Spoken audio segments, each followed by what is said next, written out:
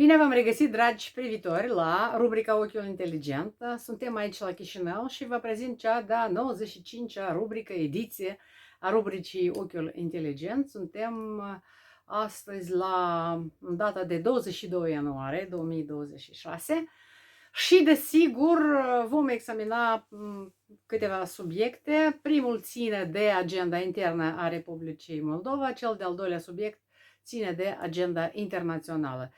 Astăzi, desigur că toată atenția a fost concentrată asupra președintei Republicii Moldova, doamna Maia Sandu, care a susținut o conferință de presă. Această conferință de presă a fost anunțată de dumneaei ceva timp mai înainte și știți foarte bine, cunoașteți foarte bine că imediat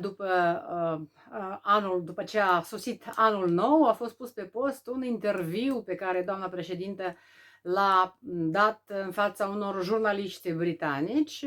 Interviul a apărut sub formă de podcast pe rețeaua YouTube și sigur că din tot interviul ceea ce a ieșit la suprafață a fost răspunsul președintei Maia Sandu la întrebarea jurnaliștilor dacă Maia Sandu ar susține unirea Republicii Moldova cu România și cunoașteți deja istoricul. După afirmația că va susține, ea personal ar susține unirea, desigur că subiectul a luat foc și mai cu seamă în presa internațională și cunoașteți bine și poziția mea, opinia mea. Eu am spus că fie chiar și din acest punct de vedere, unirea a fost internaționalizată, a fost făcută cunoscută în mediile internaționale din Europa, de peste ocean și din Asia, și o să vorbim și despre asta astăzi. După ce s-a rostogolit subiectul, cunoașteți că premierul Munteanu a spus că și el ar vota da la referendum, ministrul culturii Jardan a spus că și el ar vota da în cadrul unui referendum, după care Popșoi, ministrul de externe, câteva zile în urmă a afirmat că unirea este o soluție in extremis pe care ar accepta o actuală guvernare dacă Rusia se va apropia periculos de tare de frontierele Republicii Moldova. Totuși, atenție, chiar dacă această conferință de presă a avut loc abia astăzi, am observat prin reacțiile de care au dat dovadă unii jurnaliști, mai mulți ONG-iști, pe rețelele de socializare, desigur că am observat o mare reticență față de posibilitatea unirii Republicii Moldova cu România. S-a pornit un fel de panică printre aceste personaje, pentru că dumneavoastră trebuie să cunoașteți și să presupuneți și să știți că după unirea Republicii Moldova cu România, vedeți, eu nu pun condițional dacă va fi, ea va fi, oricum se va întâmpla, foarte multe personaje publice din zona jurnalismului, din zona așa zisei societăți civile, mă refer la ONG-urile care au fost create în ultimii ani și care toacă fonduri europene pentru nu se știe ce, eu zic pentru far niente, pentru a nu face nimic. Pentru că oricum, dacă ați fost atenți, și fac acum o digresiune, o paranteză, a fost suficient ca președinta Maia Sandu doar să utilizeze un verb la condițional, adică dacă va fi un referendum, eu voi vota da, și nimeni n-a bagat în seamă virgula pe care a pus-o ea, pentru că a zis că uitați-vă la situația internațională, ce se întâmplă pe arena internațională, cum poate un stat mic așa ca Republica Moldova să reziste în fața tuturor provocărilor și mai ales în fața pericolului rusesc. Nimeni n-a luat în seamă această virgulă, foarte mulți au marșat pe prima parte a afirmației. Și acești jurnaliști, ONG-iști, s-au speriat pentru că era clar că în cadrul unirii Republicii Moldova sau după unirea Republicii Moldova cu România, ăștia vor rămâne șomeri, pentru că fondurile pentru preaderare vin și vor mai veni încă mulți ani înainte, pentru că integrarea europeană nu se va întâmpla nici în 2027, nici în 2028 și nici în 2030. Credeți-mă, putem paria pe vorbele acestea ale mele și să știți că nu este atât de ușor. Vom vorbi și despre acest lucru. Deci toate aceste protipendade de farniente, jurnaliști ONG-iști, au început să invoce imposibilitatea organizării unui referendum, că referendumul este sortit eșecului pentru că nu există o masă critică, de fapt și Sandu a spus același lucru, nu există o masă critică. Un astfel de referendum, conform articolului 142 din Constituție, este foarte greu de câștigat pentru că acolo se invocă majoritatea cetățenilor înscriși pe listele electorale și mai mult de 50+1 din această majoritate și le ieșau niște cifre faraonice. Deci toate aceste discuții n-au făcut decât să arunce măștile de pe fața acestor cetățeni ai României. Atenție! Aceste personaje dețin pașapoarte românești, sunt români cu acte în regulă, cum ar veni, care s-au speriat și au creat acest fundal de sperietură și atunci, desigur că eu am înțeles că afirmația Maia Sandu în acel interviu a fost cu adevărat una fortuită, adică întâmplătoare, pentru că ea a fost întreruptă de jurnalist și el i-a adresat une question à bout portant, cum ar veni, o întrebare direct frontal, așa, poate că ea, nu că nu s-a așteptat, ea știu ce să răspundă pentru că a răspuns așa în anii precedenți, doar că de data aceasta a spus-o din postura sa de președinte. Ei, timp de vreo 20 de zile, toți unioniștii au fost fericiți, s-au dezvoltat și alți susținători ai PAS-ului și chiar votanți ai PAS-ului. Uitați-vă care este efectul interesant a ceea ce s-a întâmplat. A fost suficient președinta să vorbească despre unire din postura sa de președinte, că societatea a devoalat, a arătat cât de fragilă este integrarea europeană pe care guvernarea PAS și-a asumat-o, atenție, ca unică soluție de dezvoltare strategică a statului Republica Moldova. Și când spunem stat, înseamnă și cetățenii, desigur. Uitați-vă cât de repede această poșghiță a integrării europene pe care și-au tras-o pe ei, această mască de integrare europeană, au tras-o solid și îndesat jurnaliști, ONG-iști, agenții ai Kremlinului peste noapte deghizați în eurointegraționiști. Și cât de repede au zburat aceste măști ca o poșghiță de gheață foarte subțire de la minus 0 grade și i-am văzut în toată splendoarea lor. Cetățeni români, ONG-iști, jurnaliști care nu doresc unirea. Agenții Kremlinului deghizați în eurointegraționiști care au sărit și ei cu pretenții față de Maia Sandu. De Dodon și de Voronin nu mai vorbim, că era de așteptat ca ăștia să-i sară în cap și să o acuze de trădare de țară și trădare de patrie. A fost foarte interesant acest fenomen, l-am urmărit. Eu la doar câteva lecturi pe care așa le-am făcut pe rețelele de socializare, mi-am dat seama că nu e pentru mult timp, că la 22 ianuarie Maia Sandu va ieși și va clarifica apele și eu am bănuit că nu va mai vorbi nici de cum de un referendum pentru unire pe care se pregătește să-l organizeze guvernarea PAS. Nu, sunt două presupuneri. Fie că a fost o afirmație fortuită, adică întâmplătoare și asta, dacă e așa, putem să o iertăm pe Maia Sandu, fie, și atenție, este a doua presupunere că Maia Sandu a făcut această afirmație pentru a presiona instituțiile europene și a le spune, domnilor, nu vreți să ne primiți în UE? Păi noi avem altă soluție, avem planul B, unirea cu România. Dacă este așa, este urât din punctul meu de vedere, pentru că nu poți flutura unirea ca o sperietoare în fața instituțiilor europene, neglijând și umilind România care mereu a fost alături de noi, care ne-a salvat, ne-a dat energie, ne-a dat tot gaze naturale, tot ce a trebuit, ajutoare pe timp de pandemie și tot așa. Putem să înșiruim mult și bine toate aceste momente de frățietate de care a dat dovadă România. Dacă este așa, desigur că este urât și eu nu mă apuc să o judec pe Maia Sandu, este problema ei, fiindcă este în fruntea unui stat. Și apropo, vorbind despre stat, statul Republica Moldova și în general când spunem stat, ce este statul? Statul este o construcție teritorială, care se bazează pe tradiții, cultură, limbă și istorie. Apropo de istorie, noi nu avem o istorie a statalității, niciodată Republica Moldova n-a existat în teritoriile sale actuale ca un stat independent, decât ca pe perioada ocupației sovietice, când a fost o simplă Republică Sovietică socialistă. Dar statul mai înseamnă și oamenii.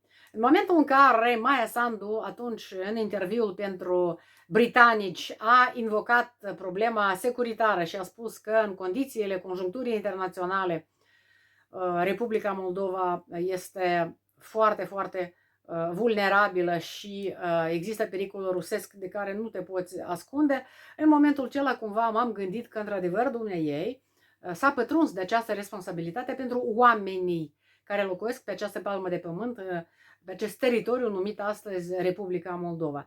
Dar astăzi, deja în conferința de presă, a devenit foarte clar că Maia Sandu nu își asumă dezideratul unirii Republicii Moldova cu România, nici măcar, atenție, nici măcar în caz de pericol rusesc, pentru că i-au fost adresate două întrebări referitoare la votul ei în cadrul unui referendum pentru unire. La aceste două întrebări, Maia Sandu a răspuns fără să pomenească cuvântul România și fără să pomenească cuvântul unirea. A vorbit despre integrare europeană, despre pace, liniște și nu știu pe ce s-a bazat, pentru că aderarea la UE a Republicii Moldova nu este atât de simplă cum li se pare unor oficiali. Eu cred că și Maia Sandu înțelege că nu este atât de simplu, dar ea mai are 3 ani de mandat și după aia, cum a spus Ludovic al XV-lea, après moi le déluge, după mine măcar și potopul, și nu mai importă că cine va veni, ce va face, că mereu va fi o opțiune pentru dumneaei să se retragă din spațiul public. Nu cred că își va mai asuma niște responsabilități politice. Ori dacă și le va asuma, va fi din inerție și nici de cum pentru a rămâne în istorie. Așa și am spun astăzi că Maia Sandu nu dorește să rămână în istorie, pentru că dacă și-ar fi asumat deschis dezideratul unirii Republicii Moldova cu România, ar fi rămas în istorie cu siguranță și istoria ar fi scris cu litere de aur prestația și importanța Maiei Sandu. Nu a fost să fie, deci astăzi în conferința de presă nu am auzit cifre, nu am auzit contraargumente, nu am auzit argumente la întrebările economice, fie chiar și economice, la întrebările care au fost adresate Maiei Sandu. Au fost adresate niște întrebări în condițiile conjuncturii internaționale și regionale. După mine, ziariștii ăștia din Republica Moldova, domnule, au ridicat niște întrebări care țineau de securitatea digitală, de fumat, de nu știu ce, de faptul că locuitorii din Dubasari nu primesc produse alimentare, grija pentru Transnistria. Deci a fost o conferință de presă despre nimic, pentru că n-am auzit absolut nimic important, punctual, strategic, fie chiar și tactic, din gura Maiei Sandu, care ne-ar fi interesant. Deci nu a fost un discurs mai plictisitor decât cel al lui Trump de ieri la Davos. Și vom reveni la Davos un pic mai târziu. Deci, din ceea ce s-a produs astăzi, ce am putut eu să spicuiesc? Republica Moldova va continua parcursul integrării europene, chiar dacă Republica Moldova este gata doar în proporție de 20%, și Maia Sandu a pus o virgulă și iarăși a adus aminte de guvernarea Plahotniuc între 2014 și 2020, care se face vinovată de lentoarea procesului de integrare europeană din Republica Moldova. Nu vă pare că seamănă un pic cu discursul lui Trump, care îl învinuiește permanent pe Biden, care e vinovat de toate relele, inclusiv de războiul din Ucraina. Și că Republica Moldova va face eforturi, va face reforme, nu știu de ce reformele în educație, de exemplu, se limitează la majorarea burselor și indemnizațiilor pentru viitorii profesori. Nu știu de ce reforma în justiție se limitează mai cu seamă la vetting. Nu știu de ce reforma în economie se limitează la atragerea investițiilor, care investiții nu vin, și a spus-o, Maia Sandu personal a spus-o, că nu vin din cauza războiului, iar la Davos premierul Munteanu se întâlnește cu, atenție, premierul Liechtensteinului, o țărișoară micuță cu 33.000 de locuitori, mai mică din punct de vedere al populației decât Groenlanda. și postează pe rețele de socializare că s-a întâlnit cu premierul Liechtensteinului. Păi dacă am ajuns noi să tragem nădejde la investiții care vor veni din Liechtenstein, sigur că suntem într-o situație foarte proastă. Iar la dezinformările care sunt proliferate de către emisarii Kremlinului, și mă refer la Lavrov, Zaharov și așa mai departe, care au învinuit Republica Moldova, care are un proces de inflație mai mare decât în Rusia, și noi știm că în Rusia inflația este 30%, deci Maia Sandu trebuia să ne spună cât este inflația în Republica Moldova. N-am auzit așa ceva. La ce procent de inflație suntem la ora actuală după venirea unui om de afaceri în fruntea guvernului. Și deci a fost un fel de apă în piuă pe parcursul la o oră și ceva. Nu obișnuiesc să ascult conferințe de presă ale oficialilor Republicii Moldova și în general ale altor oficiali, pentru că sunt plictisitoare. Le ascult atunci doar când sunt niște conferințe de presă punctuale care vizează cu adevărat niște vulnerabilități din regiune sau soarta și destinul nostru al cetățenilor, pentru că asta până la urmă contează, familiile noastre, sănătatea și fericirea familiilor noastre, securitatea familiilor noastre. Dar astăzi am ascultat să văd ce nou, ce plus valoare va aduce Maia Sandu la cel de-al 6-lea an de mandat și nu am auzit nimic interesant, dragi privitori. Deci pentru noi unioniștii, din păcate, mesajul guvernării PAS este foarte clar: unirea se amână, nu se va vorbi, nu este importantă, deci să nu așteptăm că vom avea invitații speciale, deci unioniștii vor apărea, liderii unioniști mai cu seamă, vor apărea în spațiul public, cel puțin la televiziuni și radiouri plătite din buzunarele cetățenilor, dar uitați-vă că eu sunt destul de condescendentă și îi acord Maia Sandu pentru această inflexiune subită care a apărut la începutul anului 2027 și mă refer la declarația sa despre un vot pozitiv în cadrul unui referendum, și anume faptul că a fost posibilă internaționalizarea problemei unirii este deja un eveniment extraordinar. Despre asta au vorbit toate instituțiile de presă din Europa și chiar din Asia. V-am spus că un jurnalist chinez i-a adresat la Davos o întrebare premierului Munteanu și premierul despre zicerea Maia Sandu referitoare la unire, și Munteanu s-a retractat, ca și Maia Sandu astăzi, a spus că nu, că spusele Maia Sandu au fost scoase din context și interpretate greșit. Atenție!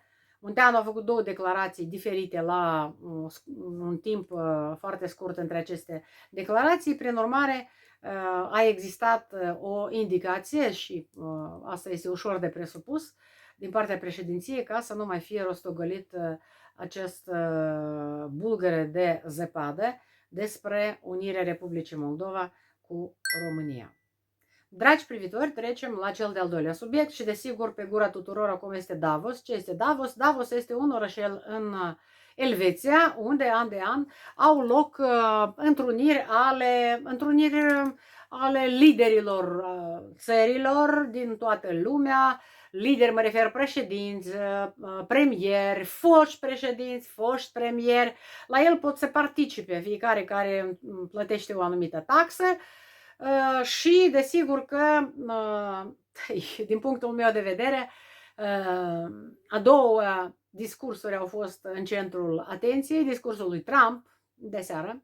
El a ținut un discurs la Davos și vreau să vă spun că, ca lider al cele mai puternice țări din lume, a ținut un discurs la nivelul opțiunilor și viziunilor sale. Vreau să spun că a fost un discurs autolaudativ, desigur, dar facem abstracție de acest neajuns al lui Trump. Noi știm că este narcis și că toate ambasadele Statelor Unite din toate țările unde SUA sunt reprezentate au primit chiar și lista tuturor realizărilor a celui un prim an de mandat al lui Trump, 365 de realizări, și despre asta a vorbit Trump, a vorbit despre ceea ce a făcut pe intern, că s-au mărit veniturile americanilor, că trăiesc mai bine, a citat cifre, și așa mai departe.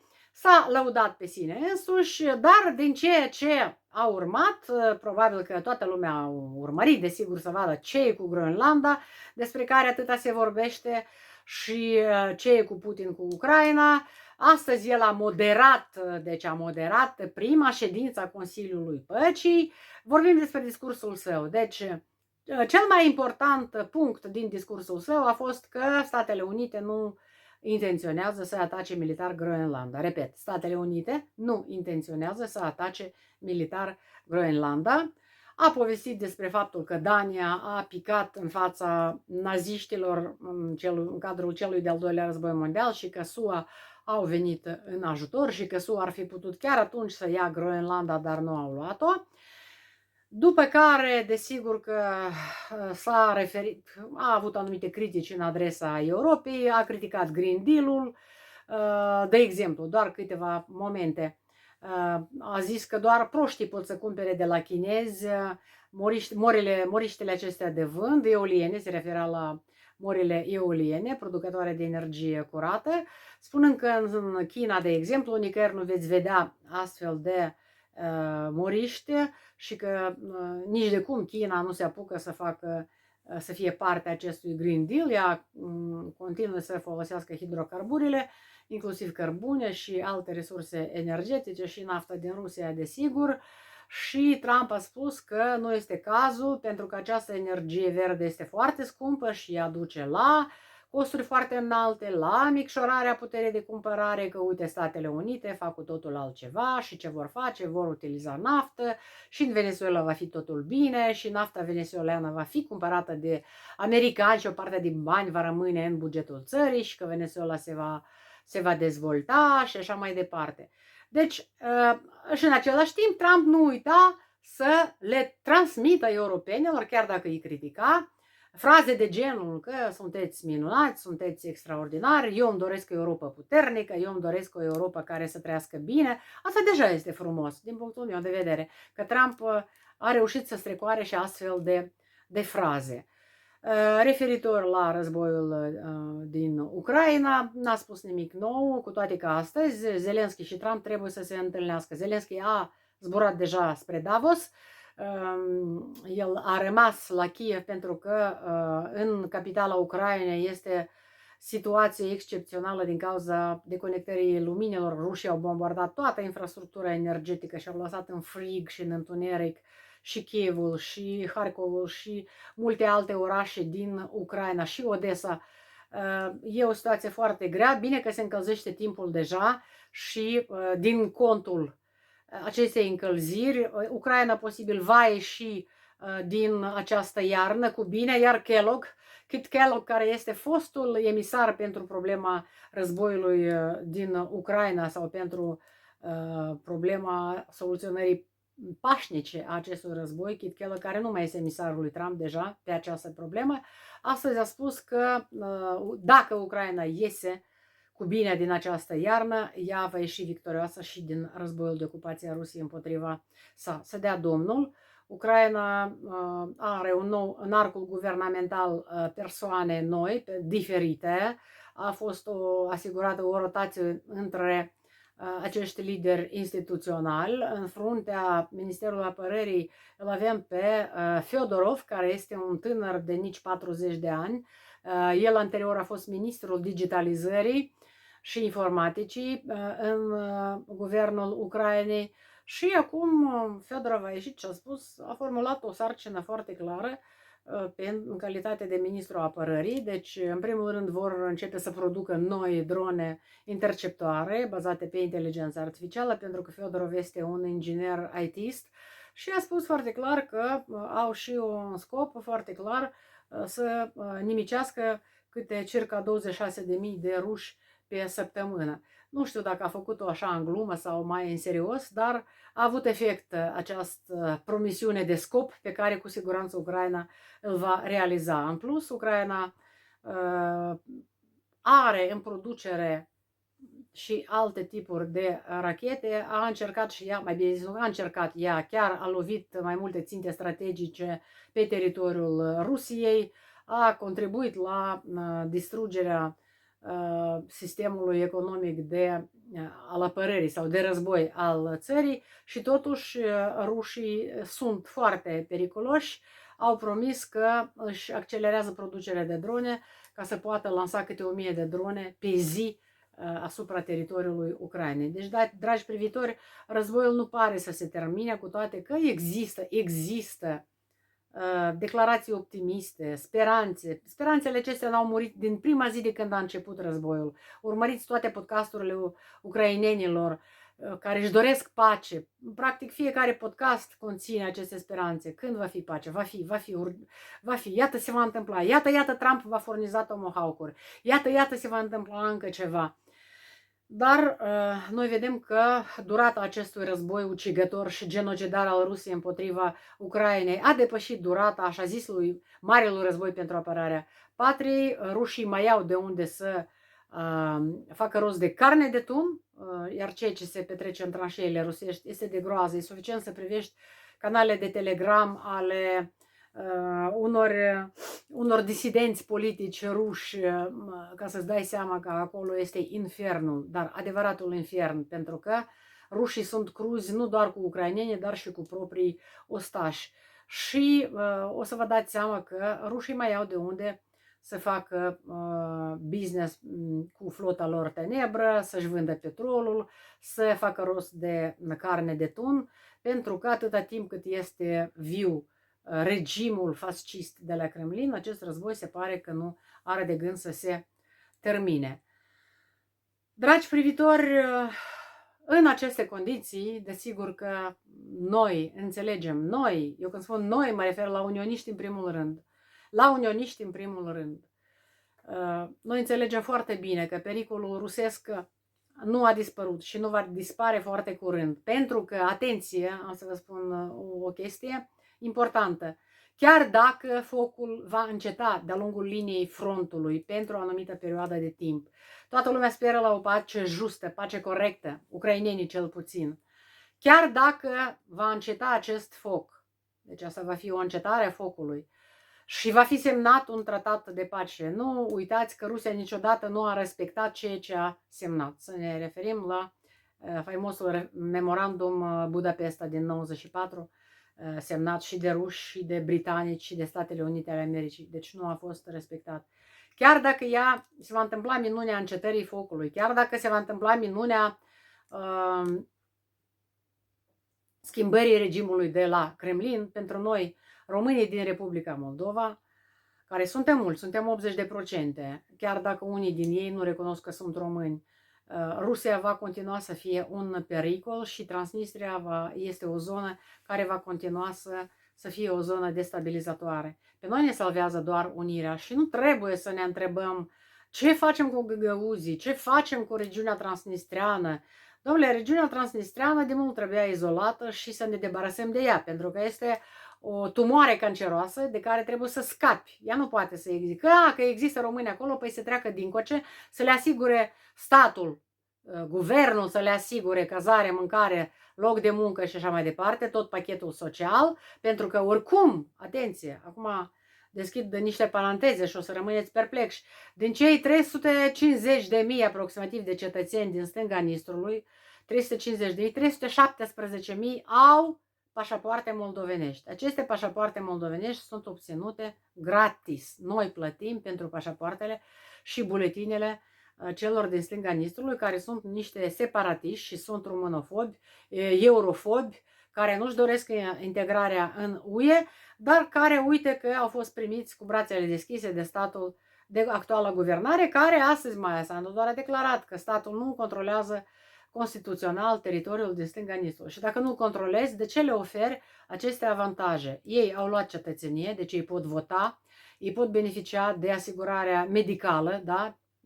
Asigurarea medicală a statului Republica Moldova, chiar dacă nu lucrează, nu plătesc impozite, pot să-și o cumpere sau, atenție, obțin gratis pentru copii. Am citit informații prin care Republica Moldova deci a asigurat gratis 36.000 de copii din stânga Nistrului, 36.000 de copii, și asta ne-a costat câteva sute de milioane de lei. Pe lângă asta sunt o sumedenie de facilități pe care guvernul le acordă. Deci, nu asta este modalitatea de a soluționa problema. Acum, în ultimul timp, văd că s-au intensificat discuțiile despre un oarecare plan de reîntregire a Republicii Moldova cu regiunea transnistreană. Este cea mai mare prostie care poate să se întâmple.